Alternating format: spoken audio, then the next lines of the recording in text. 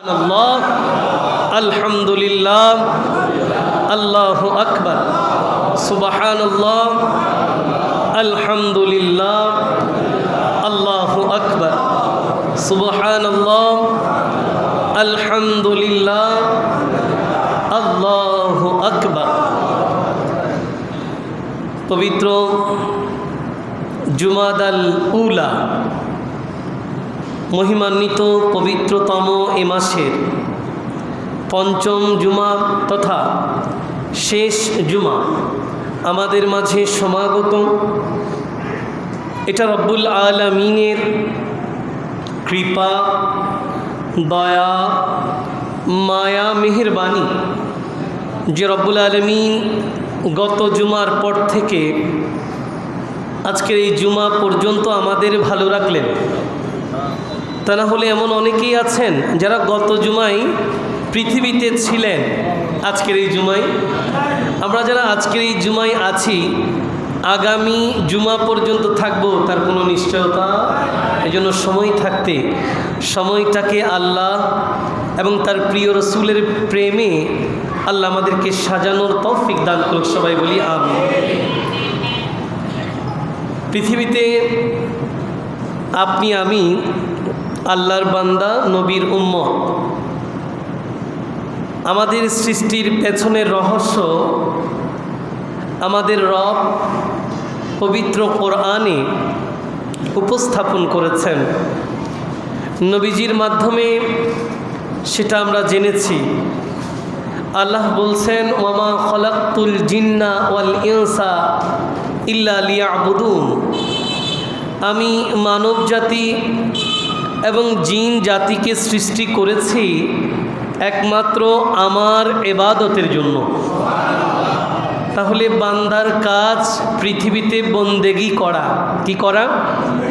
এই বন্দেগি করার পেছনে কিছু কারিকুলাম আছে, কিছু নীতিমালা আছে, কিছু নিয়ম কানুন অনুসরণ করে আপনাকে এই বন্দেগিটা করতে হবে, যেটার বিনিময়ে কাল কিয়ামতের ময়দানে রবের সন্তুষ্টি নিয়ে আপনি জান্নাতে যাবেন। এই জন্য রাসূল আকরাম সাল্লাল্লাহু আলাইহি ওয়াসাল্লাম হাদিসের মধ্যে উম্মতকে উৎসাহিত করেছেন, উম্মত যেন আল্লাহর দরবারে জান্নাত কামনা করেন। কি কামনা করেন? শুধুমাত্র জান্নাত কামনা করবে তা নয়, নবীজি উম্মতকে বলছেন, উম্মত আমার জান্নাত তো 8টা। জান্নাত কয়টা? এর মধ্যে শ্রেষ্ঠ জান্নাত যেটা, এটা জান্নাতুল ফেরদাউস। জান্নাতুল, তো নবী শ্রেষ্ঠ নবী তার শ্রেষ্ঠ উম্মতদেরকে বলছেন জান্নাত তো চাইবা, এবং চাওয়ার সময় সবচেয়ে বড় যেটা এটা চাইবা। এই জন্য আল্লাহর দরবারে সবসময় জান্নাতুল ফেরদাউস কামনা করে নবী উম্মতকে আল্লাহর দরবারে দোয়া করতে শিখিয়েছেন। কাজেই আপনি যদি আল্লাহর বন্দেগিটা আল্লাহর নবীর শেখানো পন্থায় করেন, তাহলে এখানেও দামি ওখানেও দামি। ফিদ দুনিয়া হাসানা ওয়া ফিল আখিরাতি হাসানা। দুটো যদি হাসানা হয়ে যায় তাহলে ওয়াকিনা আযাবান নার এমনিতে হয়ে যাবে। কারো যদি দুনিয়াটা হাসানা হয় এবং পরকাল ইহকালের সাথে পরকালও যদি হাসানা হয়, সে তো আর জাহান্নামে যাবে। তো এই জন্য ফিদ দুনিয়া হাসানা যদি হয়ে যায়, ওয়াফিল আখিরাতি হাসানা যদি হয়ে যায়, তাহলে ওয়াকিনা আযাবান নার, আল্লাহর আগুন থেকে বান্দা এমনিতেই বেঁচে যাবে। আল্লাহ পাক এই দোয়াটা আমাদের পক্ষে কবুল করুক। সবাই বলি আমিন। আমি বলছিলাম যে পৃথিবীর জমিনে আপনি আল্লাহর বন্দেগি করবেন, আল্লাহর অনুগত হবেন।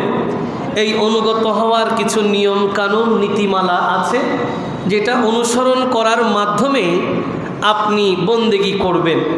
এই বন্দেগির মধ্যে যেমন ইবাদত আছে, এই বন্দেগির মধ্যে তেমন আমল আছে। এই বন্দেগির মধ্যে যেমন আমল আছে, এই বন্দেগির মধ্যে আকীদা, বিশ্বাসের একটা বড় ব্যাপার। এটার সাথে আপনার ব্যক্তিগত জীবনে, আপনার পারিবারিক জীবনে, আপনার সামাজিক জীবনে, আপনার রাজনৈতিক জীবনে, আপনি পৃথিবীতে যতটা হায়াত এখানে পাবেন, প্রত্যেকটা মুহূর্তের জন্য ইসলামের একটা নীতিমালা নির্ধারণ করা আছে। কি আছে? নীতিমালা নির্ধারণ করা আছে। যেমন আমাদের ঘরের মা বোনেরা তারা বাসায় রান্না করেন, ঠিক তো? এখন প্রতিবেশী আপনার পাশে থাকে, ইসলাম কত গভীরভাবে চিন্তা করে একজন বান্দার অধিকার নিয়ে, সেটা বোঝানোর জন্য এই কথাটা বলা যে আল্লাহর নবী বলছেন যে তোমরা প্রতিবেশীর হক আদায় করবা। এই আদায় করার ক্ষেত্রে অনেকগুলো দায়িত্ব আছে, এর মধ্যে একটা অধিকার এভাবে বাস্তবায়ন করো যে তোমার হয়তো বেশি টাকা দিয়ে সবজির বাজার থেকে তরকারি কেনাটা কঠিন হতে পারে, বা তুমি কিনে তোমার প্রতিবেশীকে তরকারি উপহার দেওয়া কঠিন হতে পারে। এই জন্য অন্তত তুমি তোমার তরকারি যখন রান্না করো সেই তরকারিতে ঝোলটা বাড়িয়ে দাও, সেখান থেকে তোমার প্রতিবেশীকে দাও। আপনি ব্যাপারটা বুঝতেছেন যে ইসলাম আপনার পাশে যিনি থাকেন উনার অধিকারও আপনার ঘর থেকে ঝোল বেশি করার মাধ্যমে আদায় করে। কাজেই আপনাকে সেটা সেভাবে খেয়াল করতে হবে। একইভাবে আজকে যেটা আমাদের আলোচনার বিষয়, সেদিক দিয়ে আমি যাচ্ছিলাম, সেটা হচ্ছে উপার্জনের ফজিলত। সুবহানাল্লাহ। কিসের ফজিলত? যারা বেকার আছেন, আজকের এই জুমা তাদের জন্য মাইল ফলক হবে, তাদের জন্য তাদের জীবনে আমূল পরিবর্তন করার জন্য আজকের জুমাটা খুবই গুরুত্বপূর্ণ। শুধু তা নয়, অনেকে আছেন খুবই অলস, কাজ করতে চান না। কি করতে চান না? অনেকে আবার এমন আছে যে স্ত্রী টাকা উপার্জন করবে, সে বাসায় বসে থাকবে। এরকম আছে না নাই? অনেকেই এরকম আছে যে স্ত্রী বাইরে গার্মেন্টসে চাকরি করে, স্বামী বসে বসে অলস মস্তিষ্কে বাসায় পড়ে থাকে, এবং একটা সময় এই অলস মস্তিষ্ক তো আর ভালো কিছু হবে, সেও কিন্তু একটা সময় নেশাতে জড়িয়ে যায়। এরকম যদি আপনি একটা ডাটা বেস করেন, একটা স্ট্যাটিস্টিক্স যদি মেনটেন করেন, একটা পরিসংখ্যান যদি আপনি গ্রহণ করেন, দেখবেন অনেক মহিলা নিজে টাকা উপার্জন করে তার স্বামীকে নেশা কিনে দেয়। এরকম ডাটাও আপনি খুঁজে পাবেন। তাদের জন্য আজকের এই জুমাটা হবে মাইল ফলক। আজকে আমাদের আলোচনার বিষয় উপার্জনের ফজিলত। বাসায় বসে না থেকে টাকা উপার্জন করা বা রিজিকের অন্বেষণে ছড়িয়ে পড়া কতটা গুরুত্বপূর্ণ, কোরআন ও হাদিসের আলোকে নির্ধারিত এই বিষয়ে সংক্ষিপ্ত কিছু কথা আল্লাহ আমাকে বলার, আপনাদেরকে শুনে আমরা সবাই মিলে আমল করার তৌফিক দান করুক। সবাই বলি, আরও উঁচু আওয়াজে বলি। আজকের এই আলোচনাকে ইস্তেকবাল করে আরও একটি বার উঁচু আওয়াজে দুরূদ শরীফ আল্লাহুম্মা সাল্লি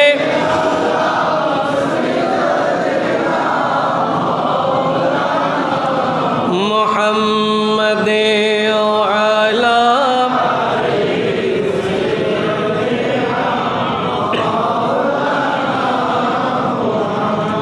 আসুন, রব্বুল আলামিন কোরআন আল কারীমে ইরশাদ করছেন, বিসমিল্লাহির রহমানির রহিম, কুনতুম খায়রা উম্মাতিন উখরিজাত লিন-নাস তা'মুরুনা বিল মা'রুফি ওয়া তানহাউনা আনিল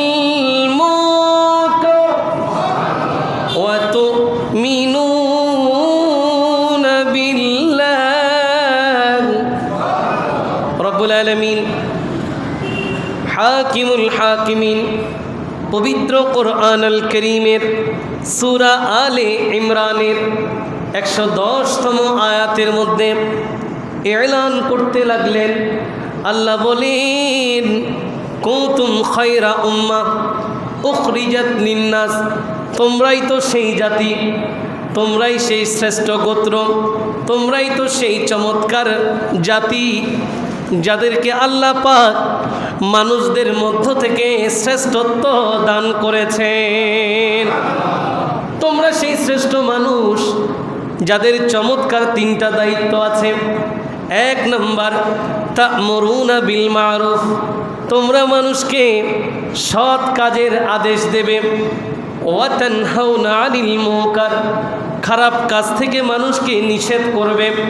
ওয়া তু'মিনুনা বিল্লাহ, এবং আল্লাহর প্রতি ঈমান আনবে। কাজেই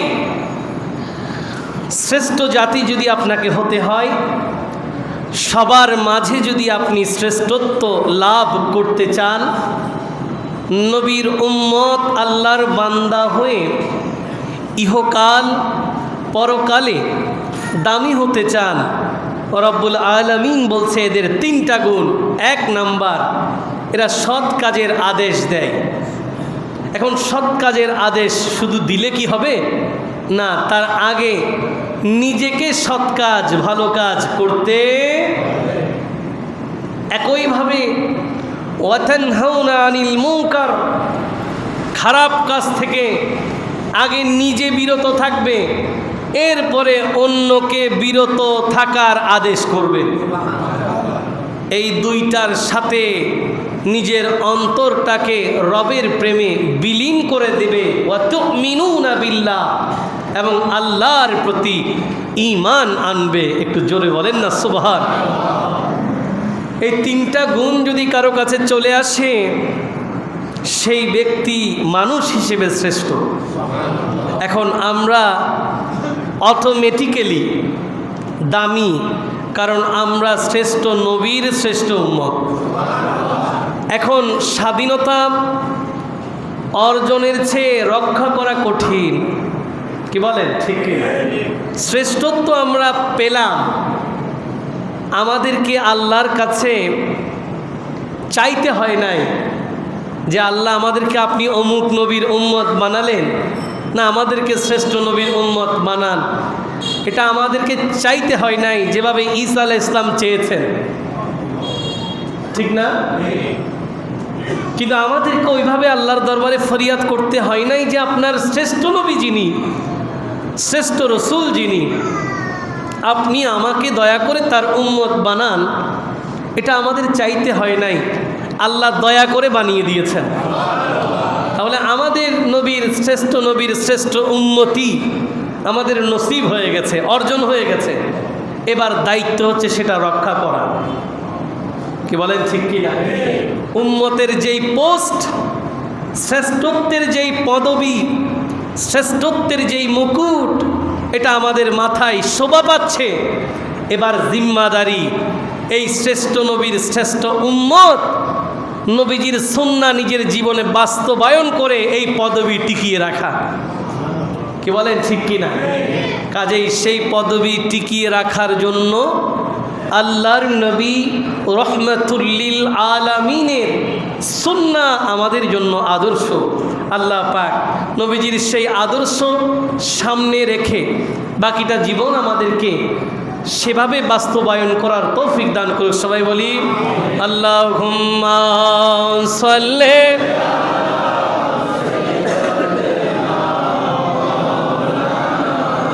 মুহাম্মাদে ওয়া আলা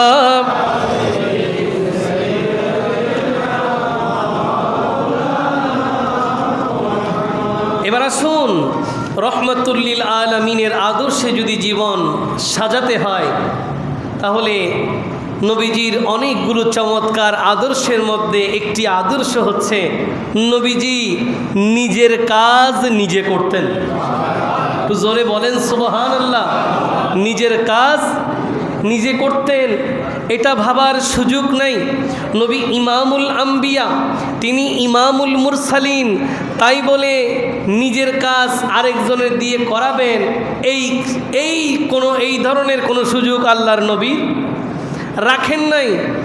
যেমন খন্দক যুদ্ধের একটা ঘটনা আমার এই মুহূর্তে স্মরণে পড়ে। হাদিসে মুকাদ্দাসার মধ্যে আছে, হযরত জাবের রাদিয়াল্লাহু তাআলা আনহু তিনি বর্ণনা করছেন যে খন্দকের যুদ্ধ যখন সংগঠিত হবে তার প্রাক্কালে শত্রু পক্ষকে মোকাবেলা করার জন্য, তাদেরকে ঘায়েল করার জন্য খন্দকের যুদ্ধে আমরা কিছু বড় বড় পরিখা গর্ত খনন করছিলাম। এই গর্ত খনন করতে গিয়ে আমরা অনেকগুলো সমস্যার সম্মুখীন হতে হয়েছে। এর মধ্যে আমরা দেখতে পেলাম একটা বিশাল পাথর, কিন্তু সেটা আমরা ভাঙতে পারছি, চেষ্টা করছি। সেই দিন খন্দকের ময়দানে, খন্দকের যুদ্ধের প্রাক্কালে সেই পরীক্ষা খনন করার ক্ষেত্রে 1000 সাহাবী সেখানে উপস্থিত ছিল।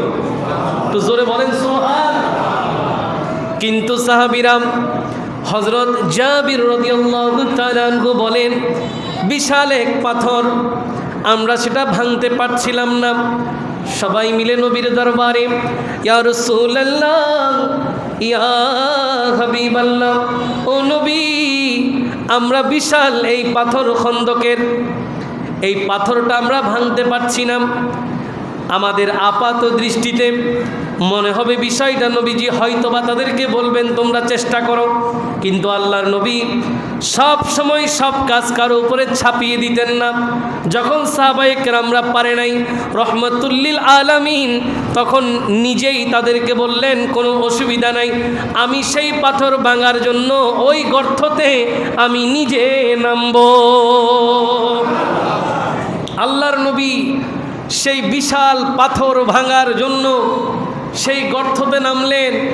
এর চেয়ে চমৎকার ব্যাপার হচ্ছে, আল্লাহর নবী সহ সাহাবীরা সেই দিন পর্যন্ত 3 দিন ক্ষুধার্ত ছিলেন। কয় দিন? 3 দিন পর্যন্ত ক্ষুধার্ত ছিলেন। রহমাতুল লিল আলামিনের পেটে পাথর বাঁধা ছিল। ইনি হচ্ছেন ইমামুল আম্বিয়া, ইনি হচ্ছেন ইমামুল মুরসালিন। আল্লাহর নবী রহমাতুল লিল আলামিন যেই মাত্র পাথরকে আঘাত করলেন, আল্লাহর হুকুমে সাথে সাথে পাথরটা ভেঙে গেল। কিন্তু বুঝাতে চাচ্ছিলাম কোন নবী আমাদের জন্য আদর্শ। আল্লাহ পাক এমনিতে বলেন নাই ইন্নাকা লাআলা খুলুকিন আযীম, নবী আপনার চরিত্র সর্বোত্তম চরিত্র। আজকে যারা নানান দোহাই দিয়ে অলস থাকে, বেকার হয়ে চারিদিকে ঘুরতে থাকে, নানান প্রকার অপকর্মে লিপ্ত, এর পরেও শক্তি সামর্থ্য থাকা সত্ত্বেও উপার্জন করে না, রহমাতুল লিল আলামিন তাদেরকে এই জায়গায় বড় একটা শিক্ষা দিলেন যে উনি ইমামুল আম্বিয়া। এর পরেও চাইলে সাহাবায়ে কেরাম যেখানে নবী ডাক দিলে জীবন দেয়, ডাক দিলে কি দেয়? জীবন দেয়। আল্লাহর নবী বললে ডুবে যাওয়া সূর্য ফিরে আসে, নবীজি ইশারা করলে চাঁদ দ্বিখণ্ডিত হয়ে যায়।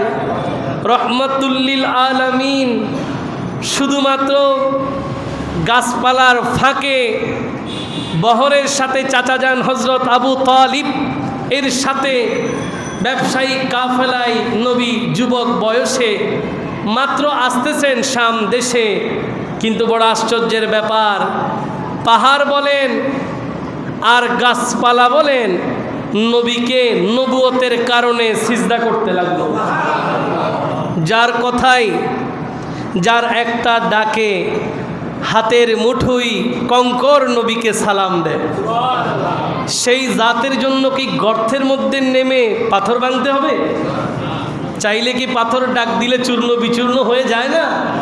যায় যায়। কিন্তু এটা রহমাতুল লিল আলামিন সাহাবায়ে কেরামদেরকে শিক্ষা দিয়েছে যে সব সময় তোমরা করবে এমন কোনো কথা নাই, আমরা করব। সুবহানাল্লাহ। এই জন্য আমরা আমাদের এই হাজী ঠান্ডা মিয়া সওদাগর জামে মসজিদে সেই উদাহরণটা আমরা রাখার চেষ্টা করেছি যে আমরা মসজিদ পরিষ্কার পরিচ্ছন্নের একটা কর্মসূচি বছরের মধ্যে আমরা দিই। যেখানে ধনী গরিব সবাই এসে মসজিদ পরিষ্কারে অংশগ্রহণ করে। সুবহানাল্লাহ, একটু জোরে, আরো জোরে বলেন সুবহানাল্লাহ। মসজিদ পরিষ্কার পরিচ্ছন্নের দায়িত্ব শুধুমাত্র মসজিদের মুয়াজ্জিন খাদেমের দায়িত্ব নয়, এটা মোতোয়াল্লি সহ আপামর মুসল্লিদের দায়িত্ব। কি বলেন, ঠিক কিনা? মসজিদের গ্রিল সবসময় মসজিদের খাদেম মুছবে এমন কোনো কথা? মসজিদের গ্রিল, পাখা, ঘড়ি, মিম্বর, মেহরাব, মসজিদের যাবতীয় বিভিন্ন দেয়াল সহ জানালা, দরজা সব সময় মসজিদের মুয়াজ্জিন খাদেম পরিষ্কার করবে, এটা কোথাও লেখা? বরঞ্চ লেখা আছে, আপনাদেরকে দেখাতে পারবো কোথায়। পৃথিবীর শ্রেষ্ঠ গ্রন্থ কোরআন আল করিমে আল্লাহ পাক কাবা শরীফ, মসজিদে হারাম পরিষ্কারের দায়িত্ব হজরত ইব্রাহিম আলাইহিস সালাম, হজরত ইসমাইল আলাইহিস সালামকে দিয়েছেন। যারা আমার ডাকে এই মসজিদ পরিষ্কার পরিচ্ছন্নে এগিয়ে এসেছেন ইতিপূর্বে, ভবিষ্যতে যারা আসবেন তাদের লজ্জিত হওয়ার কোনো কারণ নাই। কাল কিয়ামতের ময়দানে মসজিদ পরিষ্কারে অংশগ্রহণ করার কারণে আপনি ধনী ব্যক্তি, আপনি প্রভাবশালী ব্যক্তি, আপনি দামি ব্যক্তি, কিন্তু আপনার হাসর মসজিদ পরিষ্কারের কারণে ইব্রাহিম ও খলিলুল্লাহর সাথে হবে, ইসমাইল ও জবিহুল্লাহর সাথে। সেই সাথে আমরা আমাদের এই মসজিদে একটা সিস্টেম আমি চালু করার চেষ্টা করেছি যে মসজিদে কোথাও ময়লা থাকবে, মুসল্লি কিংবা মোতোয়াল্লির এটা ক্ষমতা নাই যে এই জায়গায় মুয়াজ্জিন সাহেব পরিষ্কার করে দিয়েন। এই সিস্টেম থেকে আমরা বেরিয়ে আসছি। সুবহানাল্লাহ। অনেক জায়গায় আপনি দেখবেন মসজিদের সেক্রেটারি বলেন, সভাপতি বলেন, কিচ্ছু নাই, ওর বাসায় কথা বলার সুযোগ নাই, সে মসজিদে এসে বাড়াবাড়ি করে। বাসায় কোনো ক্ষমতা, মসজিদে এসে ইমাম সাহেবকে ডাক দেয়, মসজিদে এসে মুয়াজ্জিন সাহেবকে ডাক দেয়। এখানে ময়লা দেখেন নাই, এখানে ময়লা। এই সিস্টেম ঠান্ডা মিয়া মসজিদ আমি বিশ্বাস করি নাই। আমরা এতটুকু বলতে পারি যে হুজুর আমাকে একটা পরিষ্কার করার কাপড় দেন, আমি একটু পরিষ্কার করে দিই। এটার কারণে আপনি দুনিয়াতেও দামি, আখিরাতেও দামি। কাজেই আমি ওটা বলতে চাচ্ছিলাম যে আল্লাহর নবী রহমতুল্লিল আলামিন চাইলেই পাথর এমনি ভেঙে যেত, কিন্তু নবী 3 দিনের ক্ষুধার্ত থাকা সত্ত্বেও, পেটে পাথর বাঁধা সত্ত্বেও ওই জায়গায় আর মুআজিজা দেখাই নাই, নিজে কাজ করে সাহাবায়ে কেরামকে উৎসাহিত করেছেন। এরপরেই তো ইন্নাকা লাআলা খুলুকিন, এরপরেই তো লাকাদ কানা লাকুম ফি রাসূলিল্লাহি উসওয়াতুন হাসানা, নবীর জীবনীতে তোমাদের জন্য রয়েছে উত্তম আদর্শ। সে আদর্শে আদর্শিত হওয়ার আল্লাহ আমাদেরকে তৌফিক দান করুক। সবাই বলি। এবার আসুন, নিজে উপার্জন করার ফজিলত সংক্রান্ত যে আজকের জুমা, সেটার প্রথম হাদিসের বর্ণনাকারী আমাদের মা, ঈমানদারদের মা, আল্লাহর নবীজির প্রিয় বিবি সাহেবা হজরত মা আয়েশা সিদ্দিকা, সবাই বলি রাদিয়াল্লাহু তাআলা আনহা, তিনি বলেন, কানা আসহাবু রাসূলিল্লাহি সাল্লাল্লাহু আলাইহি ওয়াসাল্লাম উম্মালা আনফুসিহিম ওয়া কানা ইয়াকুনু লাহুম আরওয়াহ ফাকিলা লাহুম লাউ ইগতাসালতুম। চিৎকার দিয়ে বলি সুবহান। মা আয়েশা সিদ্দিকা রাদিয়াল্লাহু তাআলা আনহা বলেন, আল্লাহর নবীজির সাহাবীরা কেমন ছিল জানেন? তারা সব সময় নিজেদের কাজকর্ম নিজেরাই করতেন, নিজেদের কাজকর্ম নিজেরা করতেন। এখন নিজেদের কাজ নিজেরা করতে গিয়ে উনাদের শরীর থেকে ঘাম বের হতো, ঘামের মাধ্যমে একটা গন্ধ আসতো। কি আসতো? গন্ধ আসতো। ঘাম বের হইলে একটা কি আসবে? গন্ধ আসবে। পরিশ্রমের একটা সুগন্ধ আছে না নাই? ঘামের মধ্যে পরিশ্রমের একটা সুগন্ধ আছে না? এই জন্য তাদেরকে বলা হতো লাবিগতাসালতুম, পরিশ্রমের পরে তোমরা যদি গোসল করে নাও তোমাদের জন্য উত্তম। এর মানে কি?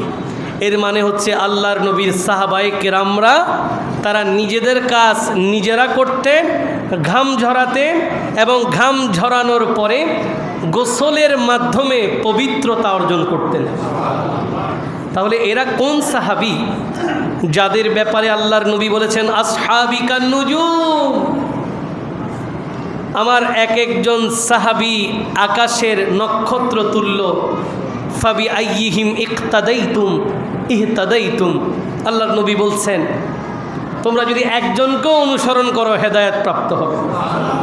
কয়জনকে? এরা সেই সাহাবী যারা নিজেদের কাজ নিজেরা করতেন, পরিশ্রম করতেন, ঘাম ঝরাতেন। কিন্তু আজকে বেকার অনেক ছেলে, কাজ আছে করে না, কাজ আছে যোগ্যতার থেকে বেশি খুঁজে। যোগ্যতা থেকে কি একটা চাকরি করবে মাত্র স্টার্টিং, ওখানে সে বেতন খুঁজতেছে, আমারে কত দেবেন, আমারে কি দিবেন, কত দেবেন, এই কত খুঁজতে খুঁজতে আরও 2 মাস বসা, আরও 2 বছর বসা, এখনও খুঁজতেছে। অথচ সেই আনফিট, সে কি আনফিট। ওই যে বেকার, বেকার থাকার খেয়াল। তুমি উপার্জন করো, টাকা কম আর বেশি বড় কথা না, আগে চেষ্টা করো, আল্লাহ পাক বাড়িয়ে দেবেন। শুরুতেই আপনাকে বড় বেতন কে দেবে? আমি কি বুঝাতে পারতেছি? অনেক বেকাররা এইভাবে ঘুরে যে ওরা ঠিকমতো চাকরি পাচ্ছে না, ওরা আমার পছন্দ মতো হচ্ছে না। পছন্দ মতো তো কখনোই হয় না, কারণ আপনি মানুষ এতটুকু চাচ্ছেন, এটা হবে হবে না তো। আমি যখন জীবনের প্রথম জুমা শুরু করেছি, সেখানে প্রথম দিকে যদি আমি এখানে আসতাম, আমাকে এখানে রাখবে না। একটা সময় পরে গিয়ে সবগুলোর একটা স্টেজ আছে না নাই, প্রত্যেকটার একটা মকাম আছে না আছে। এখন মনে করেন আমাদের একটা অবস্থা হয়ে গেছে, এই সময় যে অবস্থা, আজকে থেকে কি 10 বছর আগে সেই অবস্থা ছিল না। আপনার উন্নতি বলেন, প্রমোশন বলেন, রিজিকের বৃদ্ধি বলেন, বরকত বলেন, এটা কোন দরবার থেকে আসবে? আরো জোরে বলেন, এটা কোন দরবার যেখানে কারো উপরে জুলুম করা হয় না? কারো উপরে কি জুলুম করবে তিনি? না না না, আল্লাহ কারো প্রতি কখনো জুলুম করে না। তোমার যতটুক দরকার কল্যাণ, আল্লাহ তোমাকে ততটুক দেবেন। এই জন্য যারা বিভিন্ন বেতনের নাম দিয়ে, চাকরি ভালো লাগতেছে না এই নাম দিয়ে বেকার হয়ে ঘোরাঘুরি করে, এদের জন্য আল্লাহর নবীর সাহাবীরা চমৎকার আদর্শ। যারা ঘাম ঝরাতে পছন্দ করতেন, কি ঝরাতে? ঘাম ঝরাতে পছন্দ করতেন। কিন্তু আমাদের অনেক ভাইয়েরা বেকার ঘুরে, আল্লাহ পাক বেকারত্ব থেকে আমাদেরকে হেফাজত করুক। সবাই বলি, আর উচ্চ আওয়াজে বলি, আল্লাহুম্মা সাল্লি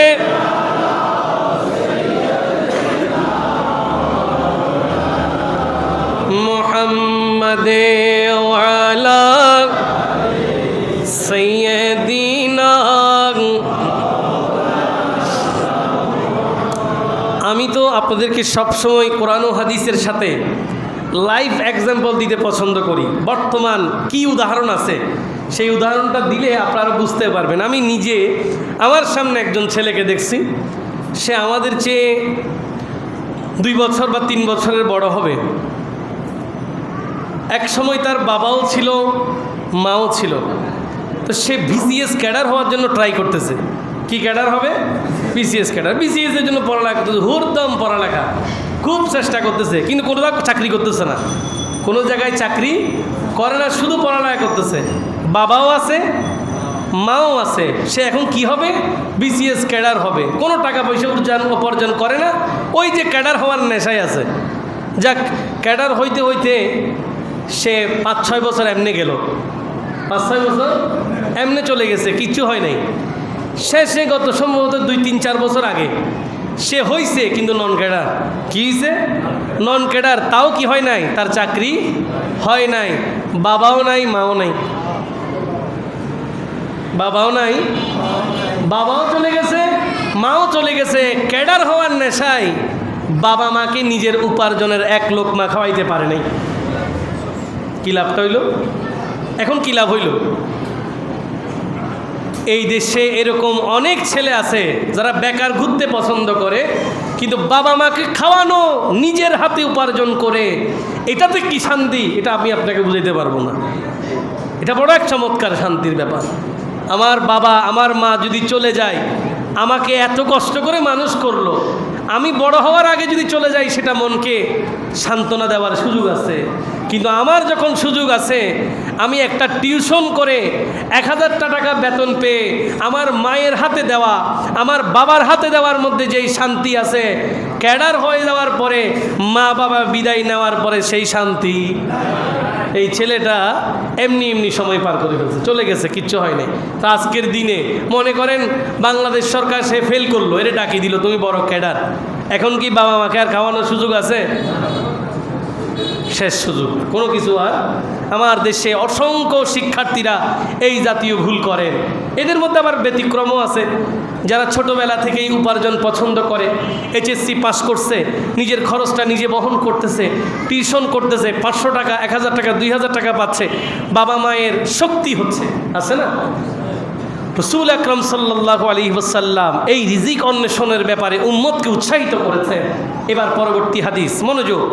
নবীজির প্রিয় সাহাবী হযরত মিকদাম রাদিয়াল্লাহু তাআলা আনহু তিনি বলেন, আন রাসূলিল্লাহি সাল্লাল্লাহু আলাইহি ওয়াসাল্লাম قال ما اكل احد طعاما قط خيرا من ان ياكل من عمل يده وان نبي الله داود عليه السلام كان ياكل من عمل يده।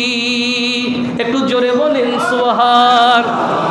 আল্লাহর নবী রহমাতুল্লিল আলামিন উম্মতদেরকে জানান দিলেন, ও আমার প্রিয় উম্মত, জেনে রাখো, শুনে রাখো, নিজ হাতে উপার্জিত জীবিকার খাদ্যের চেয়ে উত্তম কোনো খাদ্য কেউ খায় না।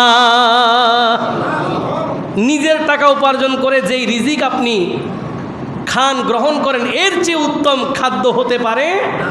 এবং নবীজি বলছেন যে আল্লাহর প্রিয় নবী দাউদ আলাইহিস সালাম নিজ হাতে উপার্জন করে খেতেন। সুবহানাল্লাহ জোরে। আপনি বেকার, মানুষ আপনাকে খাওয়াবে, এটা দয়া করবে, যে এটা কি করবে? দয়া করবে, এহসান করবে। নবী বলেন ওই খাবারের চেয়ে নিজে ঘাম ঝরিয়ে উপার্জন করে খাওয়া, এর চেয়ে উত্তম খাবার আর হতে পারে না। আজকের বেকার যুবকদেরকে আমি বলতে চাই, ও আমার প্রিয় ভাইয়েরা, অনেক বছর তো ঘুরলেন, অনেকের হয়তো বাবা চলে গেছে, অনেকের হয়তো মা চলে গেছে, অনেকের হয়তো বাবা মা চলে যাচ্ছে চাকরি তালাশ করতে করতে। আর সময় ক্ষেপণ করবেন না, আর বিলম্ব করবেন না, আল্লাহর দরবারে ফরিয়াদ করুন, আল্লাহ যেন আপনাকে হালাল রিজিক দান করে, কম হোক সেটা যেন বরকত হয়, কি হোক কম হোক সেটা যেন কি হয়।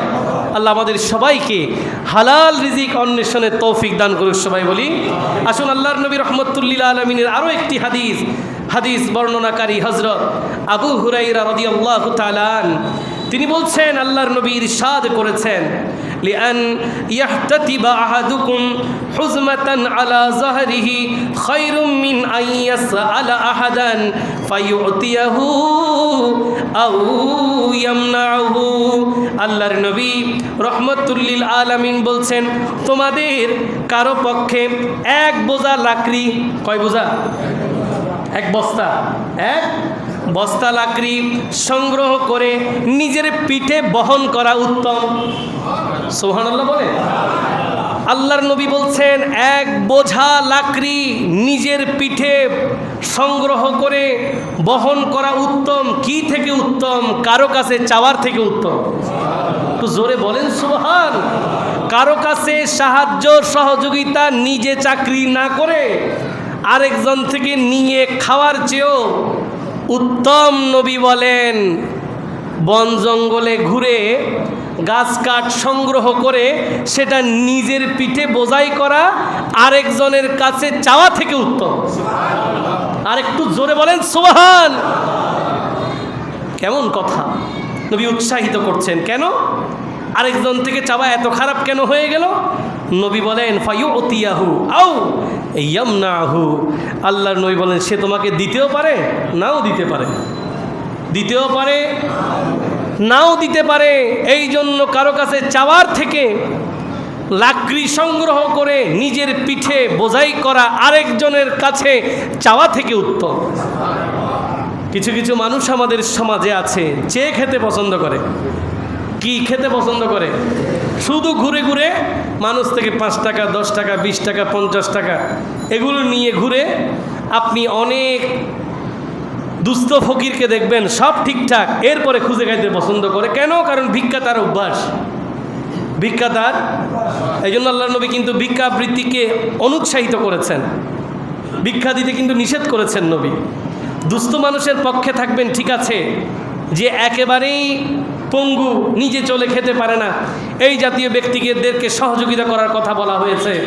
কিন্তু যাদের সব ঠিকঠাক, শুধুমাত্র একটা বিষয়কে কেন্দ্র করে সে ওই যে ভিক্ষাটাকে নিজের জন্য রিজিকের মাধ্যম করেছে, এই জাতীয় ভিক্ষা দেওয়াকে এবং নেওয়াকে নবী অনুৎসাহিত করেছেন। আল্লাহ যেন কখনো কারো কাছে আমাদেরকে ছোট হতে না হয়, সেভাবে জীবন জীবিকা পরিচালিত হওয়ার তৌফিক দান করে। সবাই বলি হ্যাঁ, এটা ঠিক আছে যে মানুষ বিপদে পড়তেই পারে, বিপদে সহযোগিতা সাহায্য মানুষ মানুষের কাছে চাইতে। হ্যাঁ, একটা বিষয় মনে রাখবেন, কেউ যখন কারো কাছে সাহায্য চায় সে কিন্তু দুঃখে চায়, সুখে এমনিতেই কেউ কারো কাছে হাত পাতে। কিন্তু নবী বলেছেন চেষ্টা করার জন্য যেন হাত পাতা না হয়। কেন? সে তোমাকে দিতেও পারে, ফিরিয়েও দিতে পারে, দিতেও পারে, ফিরিয়েও দিতে। এই জন্য পারতপক্ষে কারো কাছে সহযোগিতা না চাইতে বলেছেন। কিন্তু চাইলে যদি কেউ দেয়, ওর ফজিলত আবার অনেক। সুবহানাল্লাহ বলেন। যে ব্যক্তি দাতা, যিনি দান করেন, তার জন্য আমার এই বক্তব্য। সেটা কি? আল্লাহর নবী রহমতুল্লিল আলামিন দানকে উৎসাহিত করেছেন। যিনি দাতা হবেন, দুস্থ বিপদগ্রস্ত মানুষকে সহযোগিতা করবেন। আল্লাহর নবী রহমতুল্লিল আলামিন বলছেন, as-সাদাকাতু তুরাদ্দুল বালা, বলে সদকা, দান সদকা বিপদ আপদকে দাফন করে দেয়, মিটিয়ে দেয়। আপনি হয়তো বড় বিপদে পড়তে পারেন, আপনি হয়তো বড় অসুবিধায় পড়তে পারেন, কিন্তু একজন দুস্থ মানুষকে সহযোগিতা করার কারণে আপনার সেই বিপদ কেটে যাবে, আপনি বিপদ মুক্ত থাকবেন। এই জন্য মানুষ যখন অসুবিধায় পড়ে তাদেরকে দান করবেন। দুস্থ বিপদগ্রস্ত যারা অসুবিধায় পড়ে তাদের পাশে থাকবেন। আল্লাহর নবীও মাহে রমজান আসলে, মাহে রমজান অন্যান্য মাসে তো দান করে, কিন্তু রমজান মাস আসলে হাদিসে আছে বাতাসের যেই ব্যাগ, বাতাসের একটা ব্যাগ আছে না, বাতাসের একটা স্পিড আছে না, আল্লাহর নবী রমজান মাসে বাতাসের ব্যাগের চেয়েও দ্রুত গতিতে দান করে। নবীর দান এত বেশি দ্রুত যে বাতাসের ব্যাগের চেয়েও আল্লাহর নবীর দানের গতি বেশি। এটা উম্মতকে উৎসাহিত করেছেন। আল্লাহ পাক আমাদেরকে দান করার তৌফিক দিক। সবাই বলি। এই জন্য অনেক দান তো আছে, তবে একটি হাদিস আমার সামনে যে এমন এক দান যেই দানের সওয়াব 3 জনে পায়। সুবহানাল্লাহ। দান করবে কয়জন? একজন, কিন্তু সওয়াব পাবে কয়জন? কীরকম?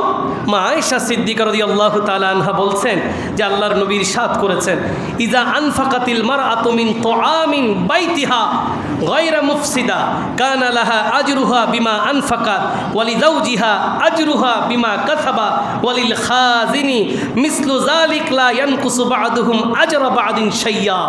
আল্লাহর নবী বলেন যে কোনো মহিলা যদি ঘরের কোনো দ্রব্য, ঘরের কোনো জিনিস, খাদ্যদ্রব্য ক্ষতি করার জন্য নয়, অপচয় করার জন্য নয়, সাহায্য করার জন্য একজনকে দিলেন, প্রতিবেশীকে দিলেন, দুস্থ দরিদ্র আত্মীয় স্বজনদেরকে দান করলেন, নবী বলেন সেই স্ত্রী সওয়াব পাবে দান করার কারণে, তার স্বামী সওয়াব পাবে উপার্জন করার কারণে। আর অনেক জায়গায় দেখা যায় যে এই খাদ্যদ্রব্য রাখার দায়িত্বে একজন থাকেন, যে এগুলো জমা করে রাখে, সেও সেই দান থেকে সওয়াব পাবে। এবং সবচেয়ে চমৎকার ব্যাপার হচ্ছে নবী বললেন, লা ইয়ানকুসু বা'দুহুম আজরা বা'দিন শাইয়া, একজনের দান 2-3 জনের সওয়াব দেওয়ার কারণে কারো সওয়াব কমবে না, সবাই সমান সমান সওয়াব পাবে। এই জন্য আমি আমার মা বোনদেরকে বলবো, আপনি আপনার স্বামী, পরিবার পরিজন সবাই মিলে নিজের প্রতিবেশীদেরকে দান করবেন, নিজের দুস্থ দরিদ্র আত্মীয় স্বজনদেরকে দান করবেন, আপন মানুষদের পাশে থাকবেন, ভাই বোনদেরকে সহযোগিতা করবেন। হ্যাঁ, অনেকে অনিচ্ছায় বেকার থাকে, অনিচ্ছায় কি থাকে? বেকার থাকে। ইচ্ছা আছে চাকরি করবে, কোনো কারণে সেটা হচ্ছে না। এই জাতীয় যারা বেকার আছেন, কিছুদিন সময়ের জন্য, সাময়িক সময়ের জন্য তাদের রিজিকের সাথী হবেন। আল্লাহ আমাদের সবাইকে নিজ হাতে উপার্জন করার জন্য সুস্থ জীবন দান করুক, সবাই বলি। সুস্থ মন মানসিকতা দান করুক, সবাই বলি। কোরআন ও হাদিসের আলোকে বেকারত্ব জীবন থেকে নিজের সময়টাকে আল্লাহ যেন আমাদেরকে হেফাজত করে, সেই সাথে নিজ হাতে উপার্জন করে নিজের স্ত্রী, নিজের পরিবার পরিজন, বাবা মা সবাইকে নিয়ে সুখে শান্তিতে ইবাদতের মাধ্যমে হালাল খেয়ে জীবন যাপন করার আল্লাহ তৌফিক দান করুক, সবাই বলি। আর উচ্চ আওয়াজে বলি।